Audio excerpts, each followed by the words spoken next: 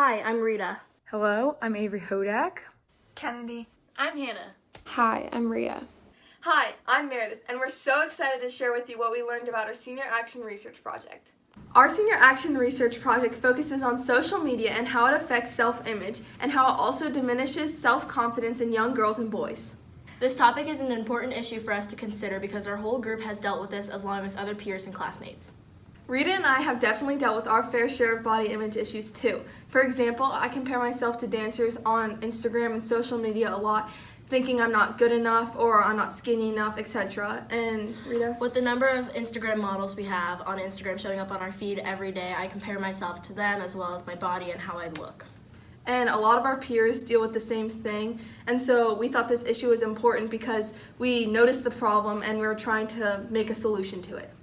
Our audience should care about this topic because it involves you guys. You guys are the ones that are always on social media and see all the implications it has. No other generation has had a platform like social media. Because it's so new, we need to make sure we don't have any issues now so we can help it be better in the future. Our project is very relevant to today, and here are some statistics to back it up. 1 billion people use Instagram every month, and of that billion, 500 million go on every single day. And 71% of those people are under 35 years old. Since technology has recently grown and gotten a lot more popular, especially social media, there have been a lot of recent studies done on the connection between self-image and the use of social media. According to the International Journal of Eating Disorders, one study that was done by Tigerman and Slater said, and I quote, "Internet exposure was correlated with body image concerns, including a drive for thinness." We had the opportunity to have a nice conversation with Dr. Pamela Hurstella, who is the founder and president of Children and Screen Institute in New Jersey. During our interview with her, one of the big points that she said was that we have the power to use social media for good or for bad. Right now, it's just being abused, and it should just be used as a tool. One of the most important things that Dr. Pamela Hurstella told us was the main way to make a big action possible is lots of little steps. She explained that the best way to make an impact was to encourage everyone around us to be authentically themselves.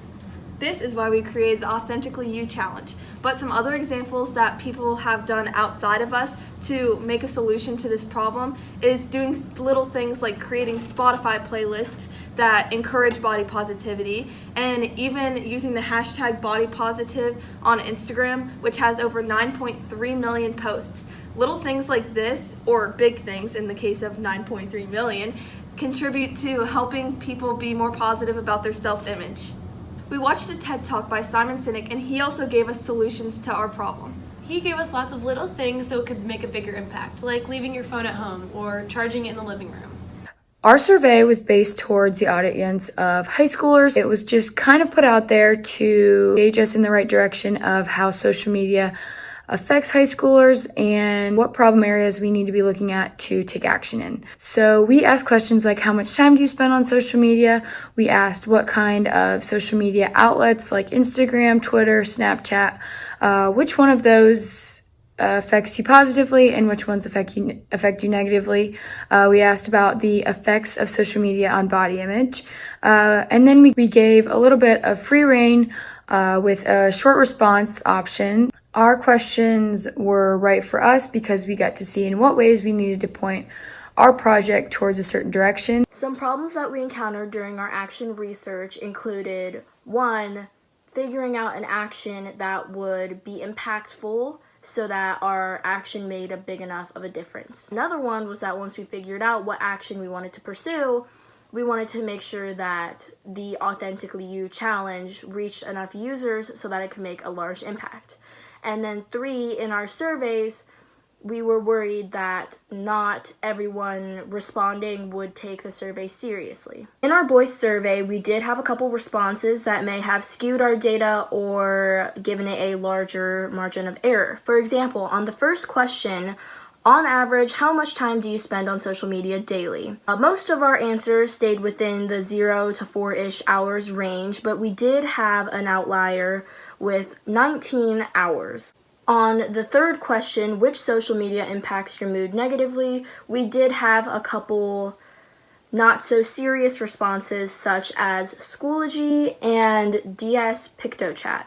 Although this was a problem that we were concerned about going into the survey, there weren't many responses that didn't take the questions seriously. Therefore, most of our responses were serious and 100% honest. Our survey results showed that boys and girls showed differences in behavior on social media. Boys seem to spend less time on social media than girls do on a day-to-day basis. Only 5% of girls spend less than 1 hour on social media, and 16% of boys spend less than 1 hour on social media. Also, only 21% of boys spend 3 or more hours on social media, while 35% of girls spend 3 or more hours on social media. Both boys and girls said that Instagram was their negative social media. 54% of the girls and 35% of the boys. The most common for positive social media was Twitter for both boys and girls. When it came to the effect of social media, body image was a significant difference between boys and girls. The survey from the boys showed that 35% of participants felt that social media affected their self-image, while the girls' survey showed that 70% of participants felt that their self-image was affected by social media. This shows that the issue with social media and self-image affected the girls quite a bit more than the boys. The survey also included an additional free response question allowing the girls to elaborate on their experiences on social media and how they are affected by social media. It was evident that the girls were more open about the issue than the boys were. Given this data, we realized that the best way to reach our audience and to make the most change was through Instagram, because it was the most influential in negatively impacting someone's self-image. The only shortcoming we really found in our surveys was that guys were less willing to talk about how they felt about social media, and they weren't really open about whether or not they actually felt any change. Our specific audience is our peers that frequently use Instagram. The surveys we conducted helped us to conclude that generally all of us are affected by the negative aspects of social media. We chose our peers as our particular group of people as our audience because they've already been exposed to large platforms of social media, but aren't yet fully aware of the dangers of it. According to the article, What a New Study Reveals About Selfies and Teenage Body Image, Professor Brown's research came to the conclusion that those using social media more than others had a heightened awareness of their appearance, which linked to feeling more negative about their body. But through our Authentically You challenge, we tried to bring positivity back to those who lost it through social media. The audience did change as we worked through the project, but I think that it creates something bigger. So as we were doing our action, we kind of just expected it to be a OLHS Liberty type thing, but we had people from all around Ohio participating in our hashtag AuthenticallyYou. We even had some boys participate, and we had actually a girl from Idaho forward on, so we're not quite sure how far it's gone, but it grew further than any of our expectations. Oh, didn't see you there. That's how a lot of kids are these days, wrapped up in their technology. A lot of the times they're scrolling through social media. Social media can be a very negative platform, and since we can't control how long people are on social media, we decided to make Instagram a more positive place by starting something called the Authentically You Challenge. So, what is the Authentically You Challenge, you may ask? Well, our group started an Instagram account, @_authenticallyyou_. We posted directions on what you should do. Tag our handle and tag 2 friends to keep the momentum going.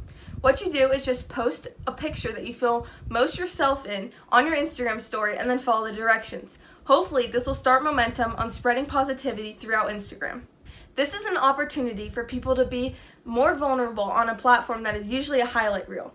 So, when we posted our first challenges as a group, we actually got 700 views on our Instagram story of our Instagram account, and then we got over 150 entries of people doing the Authentically You Challenge. We were so overwhelmed by the outcome of our action. This just goes to show how fast and how impactful social media can be. We're really glad that we used this platform as a positive thing instead of a negative thing.